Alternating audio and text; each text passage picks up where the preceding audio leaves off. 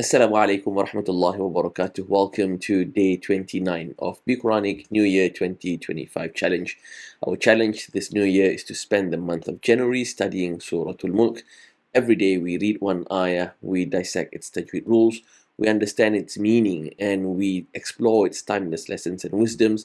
And as an added challenge, we memorize one ayah per day from this great surah. A surah that Rasul sallallahu alaihi wasallam would recite every night before he goes to sleep. The surah that Rasul sallallahu alaihi wasallam named the protector because it is protecting us from the torment of the grave. So let's get on to it. The second last ayah of this surah, ayah number 29. أعوذ بالله من الشيطان الرجيم قل هو الرحمن آمنا به وعليه توكلنا فستعلمون من هو في ضلال مبين. As usual, we dissect the tajweed rules in this ayah. قل هو الرحمن. Man here is man asli. We read it with two harakat. آمنا. Now this is also a mad. May look like a mad asli. It may look like a mad asli, but technically it is not a mad asli. It is a two harakat. It's called mad badal. We're not going to go deep into the technical names of tajweed rules. Just know that you see this, it is a two harakat mad.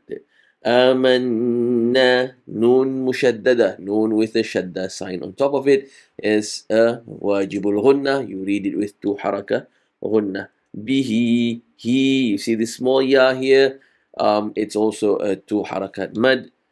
وعليه توكلنا. توكلنا.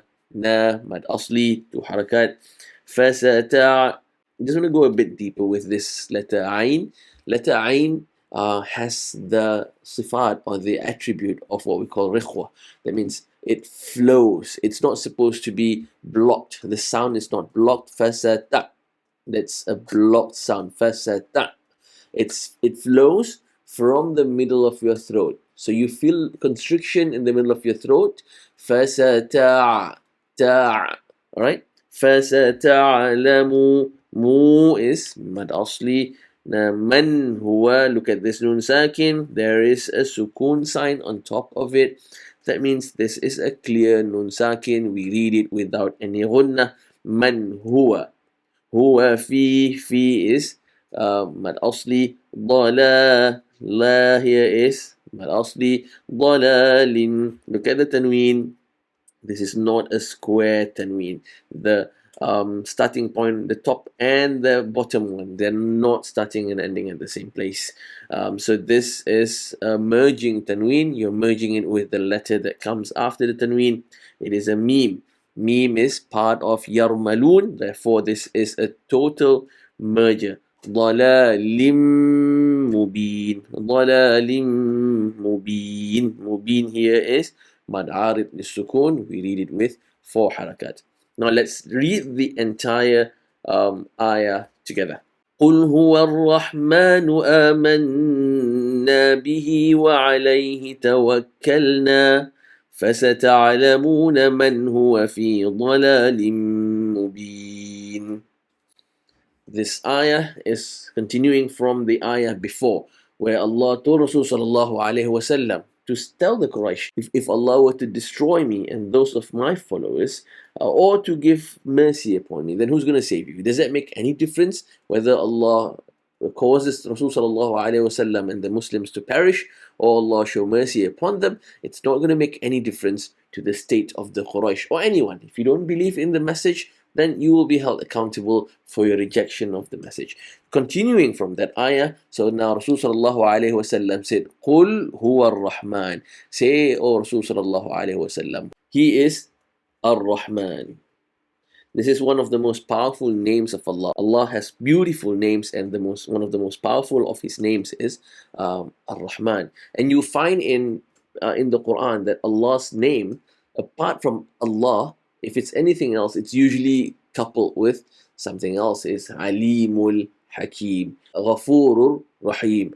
But Ar-Rahman stands alone in few places. Ar-Rahman in Surah Rahman. In fact, there is a surah named after it. And this Ar-Rahman here. قُلْ هُوَ الرَّحْمَنِ. Say Rasul sallallahu alayhi wa sallam, he is Ar-Rahman. What is the meaning of Ar-Rahman? Ar-Rahman is commonly translated into English as merciful, or the one that is most merciful. The problem is with this translation, the word mercy in the English language connotes forgiveness. You've done something wrong, then you ask for mercy. So that is not the full meaning of this word Rahman. In one hadith narrated by Imam al-Tirmidhi, Allah Azza wa Jal said, أنا الله وأنا الرحمن خلقت الرحم وشققت لها من اسمي. So from Ar-Rahman, Allah said, Allah created, I am Allah and I am Ar-Rahman. I created the womb and I carved the womb from my name,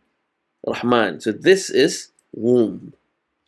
So the imagery here, when we read Ar-Rahman, we read Rahman, it is not just mercy, it's imagining the baby in the womb of the mother, that the life of the baby is being sustained through by the mother through the womb.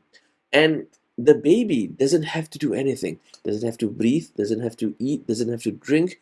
Everything is supplied and nourished and sustained through the womb. So this is the imagery. When we talk about Allah is Ar-Rahman, everything in our existence is sustained by Allah. Everything that we need is given to us, provided to us by Allah. So it's not just mercy. Mercy is a component, a part of Rahman. But Rahman means even bigger than that. Rahman is compassion. Rahman is love. Rahman is sustainer.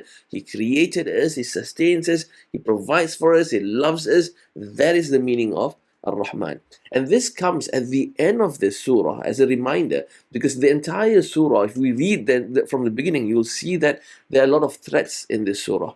There's a lot of discussion about punishment if you disbelieve. But at the end, as we get to the conclusion of the surah, Allah reminds us, He is not just out to punish you. He is Ar-Rahman. And Ar-Rahman, this mercy of Allah, the rahmah of Allah, the compassion of Allah, supersedes His anger, supersedes His vengeance, supersedes His punishment. In fact, there is mercy, there is compassion even in His punishment. If you are worth $500 million, if you're Elon Musk, what kind of reward would motivate such a person to do good? Because if you talk about Jannah, then he'll say that I have Jannah in this world. Everything that I want, I get. In fact, I'm not happy with what's on earth. I'm going to Mars. I have that power and that kind of wealth. So people like that may not be motivated to do good when you talk to them about Jannah. So there is the threat of punishment.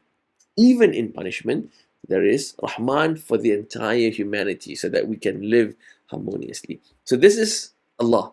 قل, say Rasul sallallahu alayhi wa sallam, هو الرحمن, He is Ar-Rahman. آمنا به, آمنا به. This is, we have faith, and bihi, in Him. So we believe in Him. And the second part of it is, وعليه توكلنا. عليه توكلنا. So عليه, on Him, توكلنا, we